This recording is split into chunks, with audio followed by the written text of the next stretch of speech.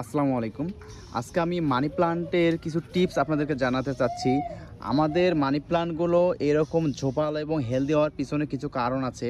এগুলো আমরা সব কাটিং লাগিয়েছি, খাটো খাটো করে কাটিং লাগিয়েছি এবং যেখানে মিডিয়াটা আমরা দিয়েছি এই মানি প্লান্টের, এটা হচ্ছে 50% মাটি বালু আর হচ্ছে জৈব সার। জৈব সার হচ্ছে আমাদের 50% আর বাকি 50% হচ্ছে মাটি এবং বালু। এটা মিক্স করে আমরা লাগিয়েছি আর এক সপ্তাহ পর পর এগুলোতে আমরা ভিটামিন স্প্রে করেছি। এই কারণে ইনশাল্লাহ আমাদের গাছগুলো এরকম হেলদি হচ্ছে। আর একটা গাছ লাগানোর পরে এগুলোতে পানি দিতে হবে খুবই কম। এক সপ্তাহ পানি দেওয়া যাবে না। এক সপ্তাহ পর পর এগুলোতে আমরা শুধু জাস্ট মাটিটা ড্রাই হয়ে গেলে শুধুমাত্র ভিজিয়ে দেব, যাতে মাটিটা কাদা কাদা না হয়, একটু শক্ত শক্ত ভাব থাকে।